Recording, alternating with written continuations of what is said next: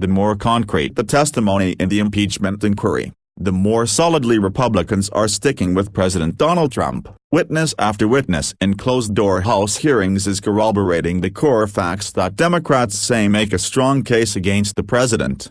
Trump pressured Ukraine, an American ally, for an investigation of Joe Biden, his family and the Democrats. At the same time, the Trump administration withheld military assistance for the young democracy as it confronted Russian aggression. For Democrats, it adds up to a nothing short of a brazen abuse of power, a quid pro quo, swapping U.S. foreign policy and funds for personal political gain. I don't think there is any justifying this president's misconduct, Rep. Adam Schiff, the chairman of the Intelligence Committee leading the inquiry, said in an interview. Republicans are having none of it. Trump says it's all just a witch hunt, and his supporters agree. The American people see this for what it is, said Rep. Jim Jordan of Ohio, the top Republican on the Oversight Committee that's part of inquiry. We see it just like the American people do, and we just know, it's wrong. While that investigation unfolds in the basement of the Capitol,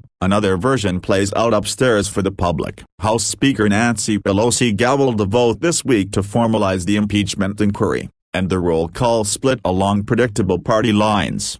Not a single Republican joined Democrats to agree to investigate. Among the Democrats, all but two stuck together to support inquiry. In previous modern-era impeachment proceedings, at least some lawmakers crossed party lines to initially provide bipartisan support for the probes of Richard Nixon and Bill Clinton.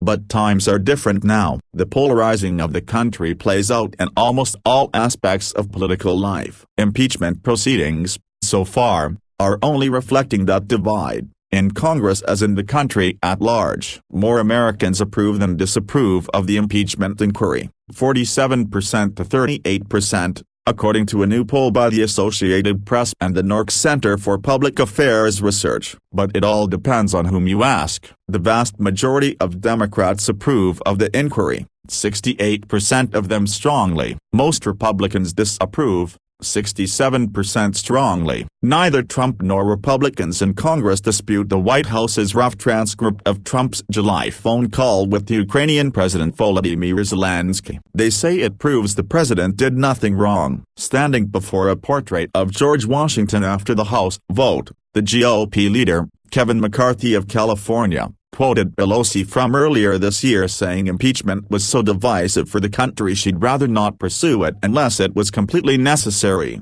What has changed? McCarthy asked. In all the hearings there's nothing compelling, nothing overwhelming. He said it's a sham that has been putting the country through this nightmare. Pelosi, in an interview Friday with Bloomberg News, said it was the phone call between Trump and the Ukrainian president that changed everything in the public mind. Pelosi launched the impeachment inquiry after a government whistleblower recounted that Trump in the call asked Zelensky for a favor. Trump insists the conversation was perfect. Julian Zelizer, a professor at Princeton University, said partisanship is greater than it was during Watergate and the loyalty to party even greater. Thus, there isn't likely to be any group of Republican lawmakers heading to the White House to tell the president it's over, as happened during the impeachment proceedings against Nixon. No march of Republicans to say that support for Trump has dwindled and they can no longer protect him. As for this week's solid House support, Schiff said, I think it's a vote they will come to regret over time. And I think when their children and grandchildren ask what they did to stand up to this unethical president, they will have a hard time explaining why they chose to defend him. It's specifically illegal to seek or receive foreign assistance in U.S. elections. But the framers of the Constitution drafted the impeachment clause more broadly,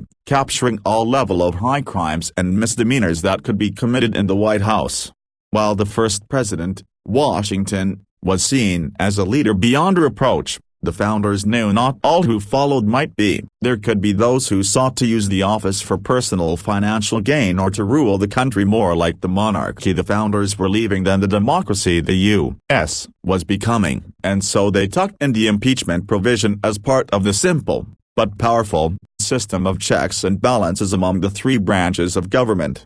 The system depends on an agreement not only of the facts but of what the facts mean. Zelizer, who favors impeachment, says that back in 1974, nobody would have expected Republicans to go to the White House as they did to pressure Nixon to resign.